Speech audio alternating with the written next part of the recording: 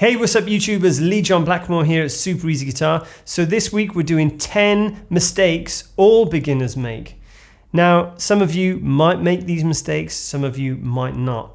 But also, I'm going to give you tips on how to improve them as well. So at number 10. Why doesn't it sound right? Might seem super obvious, but the amount of times I've turned up at students' houses and they're ready to go and they go, sounds great. No, it doesn't. Tune your guitar. So the very first thing you do,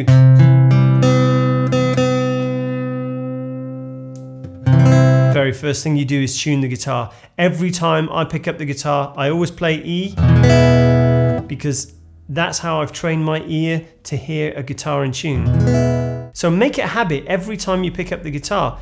Before you start playing away, make sure it's in tune. It's obvious, but so many people don't do it. Number 9, holding the guitar correctly. Oh my gosh, I see so many people sat with their guitar on their lap like this and they wonder why they can't form the chords correctly. That's because you need to hold the guitar properly. That's why you've got this little cutaway here. Your leg sits in there. You hold it with your elbow here, okay? Make sure your arm's close in and you can reach the neck. You haven't got to hold the guitar with this hand. You should just be able to hold it like this, all right? So if you can't do that and it keeps slipping forward, it means you're not holding the guitar close enough to your body. And I find a lot of students end up saying, well, I can't see the fretboard. You just have to look over like this. And please don't do this. I see a lot of that as well. So big mistake, learn to hold the guitar correctly. Make sure you're comfortable. Sometimes you might need to put your leg up higher, put your foot on a little footstool and it make it more comfortable for you, okay? It's a D! Why doesn't it sound like a D? Number 8, make sure you're using really good finger posture. What I mean by that is make sure you use the tips of your fingers, especially when you're playing open chords. Obviously, you know, when you're using bar positions, we use the flat of our fingers sometimes, okay? Especially with like that F chord. But in general, you must use the tips of your fingers. That's where all the power is on your fingers. So if you want things to sound nice, make sure the thumb is behind the fretboard at the correct place. Now, I'm sure I've mentioned this so many times in other videos, but yet people still make the same mistake, okay? Having correct finger posture will make your chord sound 100 times better, okay? And while we're on the subject of correct finger posture, make sure you're sat correctly with the guitar. Make sure the fingers aren't touching any of the other strings, only the strings you want them to be touching. So those open strings ring out, and make sure you're not hitting strings that shouldn't ring out. Okay, so as we're on the subject as well, I see a lot of people when they're changing chords, when they're going between chords, they kind of finger them like 1, 2, 3, and then 1, 2, 3, which is fine when you're learning the chord, right? That's how we learn to form the chords down, 1, 2, and 3. And then even if you can't change quick enough, say you're going from D to C, maybe you should go 3, 2, 1, all right? But overall, you should be changing chords where all the fingers go down at exactly the same time. That's what you're aiming towards. So it's really good to do them one at a time, to learn the chords, but then as you get into it, make sure they all come down at the same time. Number 7. Learning too many random things on the guitar, not making them relevant to what you should be learning. So one of my students went away and he bought a chord book with 1,001 chords in, and he's like, I'm into page 4 and I know all these chords and I know the 7ths and 9ths and suspended 4ths, and I'm like, whoa, whoa, whoa, whoa. What songs are we learning? You know, let's just keep the songs relative. So some blues songs, let's learn the 7s that we're going to be playing in this particular song. And then you'll know them and remember them. The same goes for scales. You don't have to learn every single mode straight away. You don't have to learn the harmonic minor scale, okay? Not unless that's what you're learning.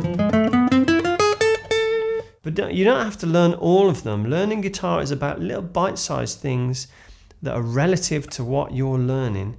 So if you're learning rock songs and they've got the pentatonic in there and they've got a Lydian scale, then learn the pentatonic and the Lydian scale. Keep it relative to what you're trying to achieve. You're far more likely to retain the scale and the information if you're using it correctly. So number 6, don't just play guitar riffs. Riffs are really cool and they can teach you a lot of techniques and they can certainly advance you very quickly, but don't just do riffs and intros. Learn the entire song, okay? Now, I teach a lot of my students and I've done videos on this of just playing like 10 easy riffs, okay? Or as I've called them, 10 easy songs without chords, because not everyone knows what a riff is. And by the way, if you don't know what a riff is, it's just a phrase section taken out of a song, like a hook, maybe the intro. That kind of thing, right? Now, the importance of learning an entire song will give you an insight to how that riff works. And the amount of people that have messaged me asking me, what are the chords behind the solo? Why are you learning a guitar solo when you don't know the chords first? Always learn the chords first, learn the song start to finish, then all the extra bits that go on top, learn them on top and you'll find them a lot easier. Number 5.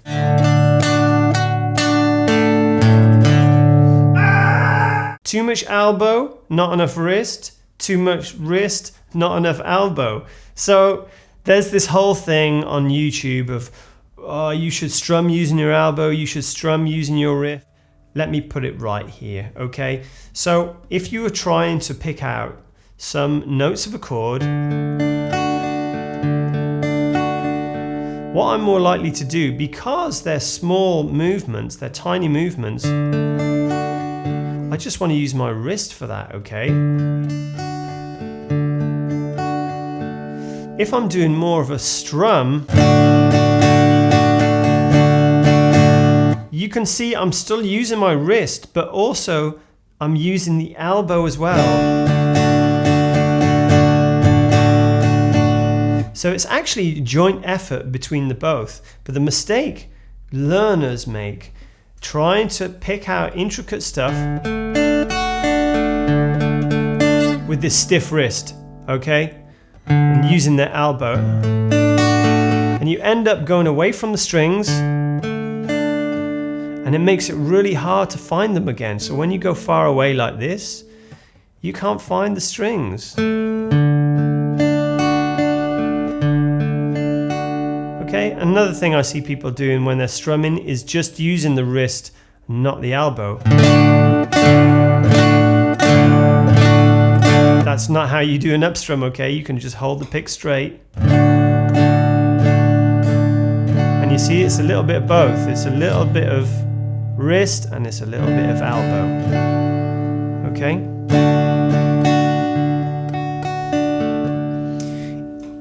Don't have the wrist out here as well, unless you're playing like classical style. You want to keep the angle of the wrist in the guitar as well, okay?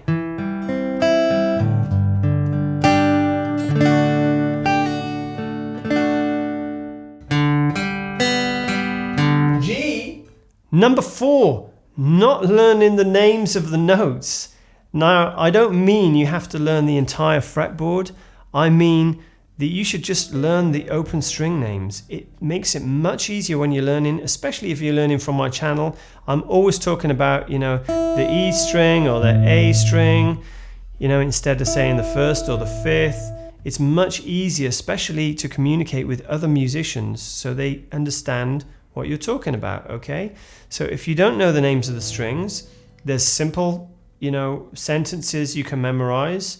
And the first one I ever learned was, every bad girl deserves an egg. So the first letter of each word will give you the string name. E, B, G, D, A, E. The other way round is something I teach the kids. Eddie ate dynamite, goodbye Eddie. Now I have tons and tons of people putting different sentences in my comments box every single week. Whatever works for you guys, okay? Just learn the open strings, it's really simple. Then the next step would be to learn one string on the fretboard. I recommend learning the bottom E because it's going to be exactly the same as the top E. 2 for 1, right? So it's just E, which is the open, F, first fret, F sharp, G, third fret, G sharp, A, fifth fret, A sharp, B, C, C sharp, D, D sharp, E on the 12th fret, which is the octave. When you get comfortable with that and you start learning chords up the fretboard, things start to make a lot more sense, especially when you're playing power chords. Okay, and when you're comfortable with that, learn the A string. A, A sharp, B, C, C sharp, D, D sharp, E, F, and so on. Okay? But don't try and do it all in one hit. Do it over a couple of weeks. Slowly absorb it, okay? And then use it.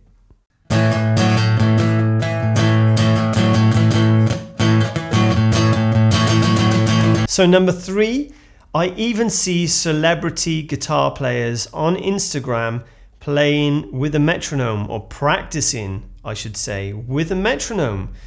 So a metronome is kind of a really old-fashioned device that just goes tick, tock, and it's very, very robotic. And it's actually very difficult to play along with. But with a bit of practice, you'll be able to do it. It's all very important to play in time. Now, if you're not doing that technical stuff, even when you're playing chords, pick a 3-4 chord song. There's tons of them on my channel. Find the original and play along with it. Now, if you're not sure where to play a downstroke and where to play an upstroke, the basic rule is whenever the beat hits down, 1, 2, 3, 4, that's the downbeat. It's what we call the on beat.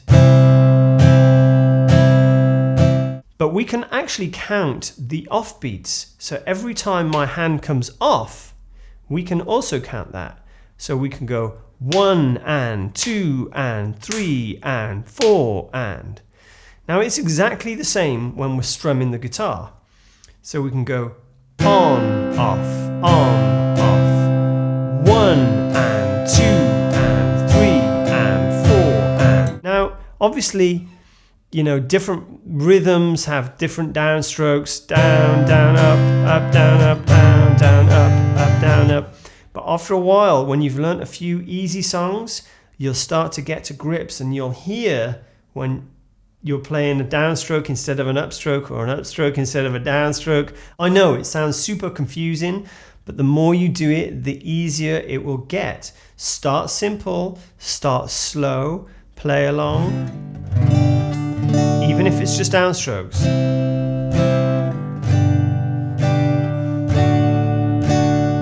Keep practicing and eventually you'll start to hear it.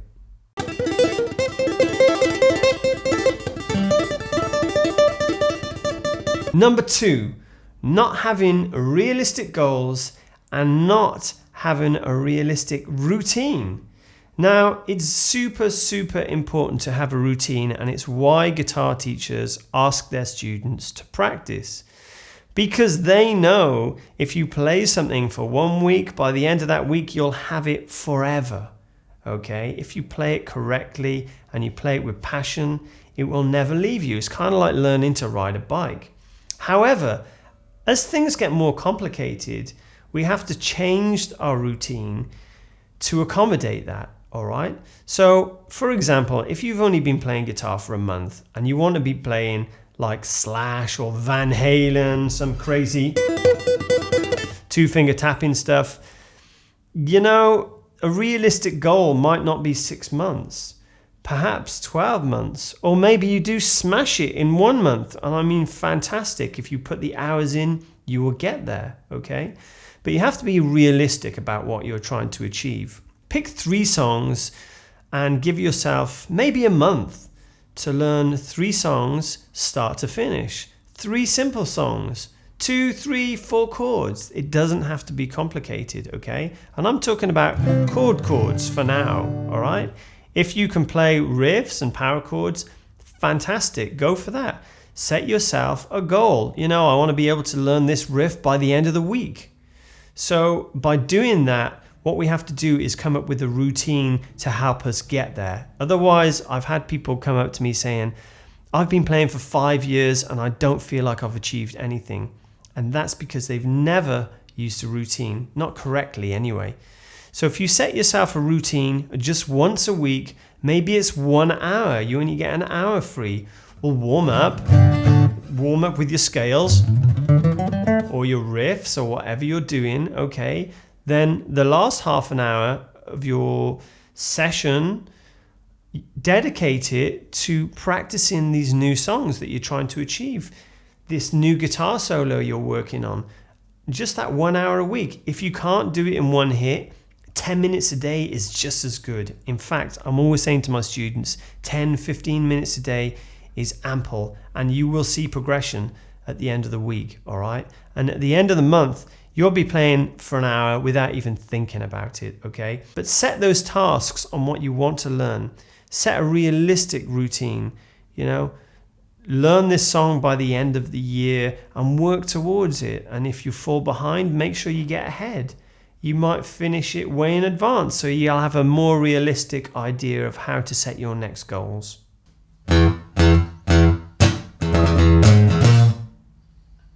That's right, it's perfect. Finally, number 1, and this is probably the biggest mistake that everyone makes when they're learning, and they don't use their ears. Sounds super obvious, I know, but in this day and age, we learn visually, right? We learn from YouTube and we learn from tabs.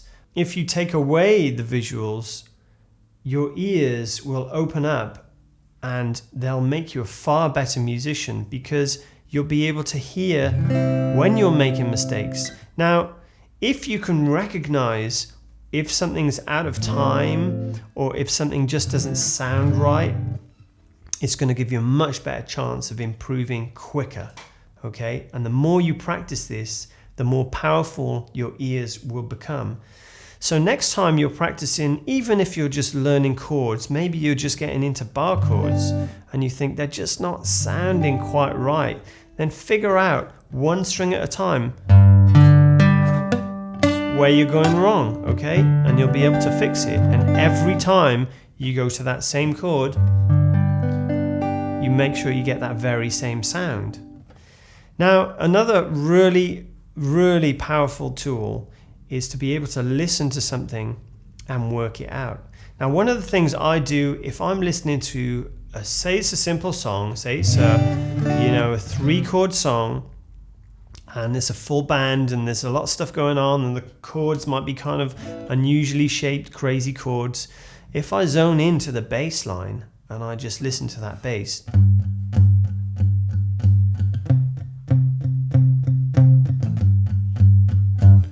using just this one string, using this bottom string, I'm able to, by a process of elimination, just find that one note, just find that one chord on the bass. And I know, because I've learned my notes, right? That's G, and that'll give me a better idea of what's going on. I mean, they might be playing it up there or something, but it's still going to be correct, it's still going to be G. And then the bass line might be playing. And what I do, I find that, and I know that note is C because I've learnt the notes.